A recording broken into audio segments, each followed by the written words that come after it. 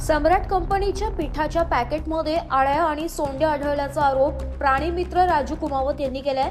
कुमावत यांच्या म्हणण्यानुसार ते गेल्या 3 वर्षांपासून हे पीठ वापरत आहे। नुकतेच खरेदी केलेले पीठ उघडल्यानंतर त्यात अळ्या सोंडे आढळून आल्या। याबाबत दुकानदाराकडे विचारणा केली असता माल परत घेण्यास नकार दिल्याचा आरोप कुमावत यांनी केलाय।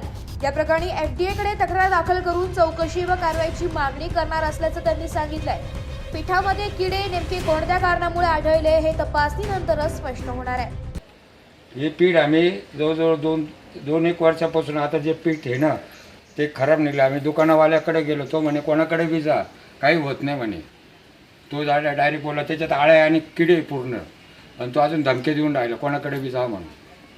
आता महिन्याला मला मुख्य प्राण्यांना लागतं, घरात लागतं 200 किलो 300 किलो पीठ दर महिन्याला त्या दुकानातून घेतो, आणि तो बिल बी देत नाही वरून मला।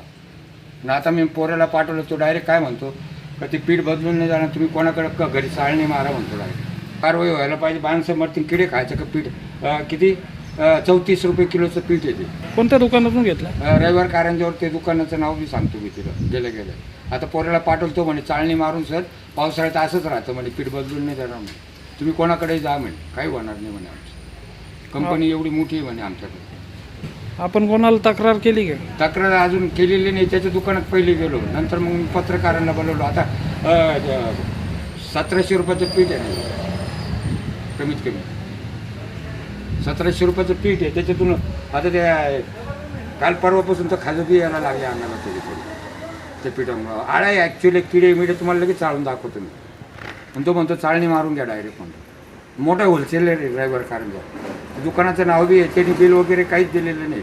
आम्ही नेहमी त्याच्याकडे बिल मागतो, तो म्हणतो बिल नाही भेटत। ब्युरो रिपोर्ट, नाशिक लोकशाही न्यूज, नाशिक।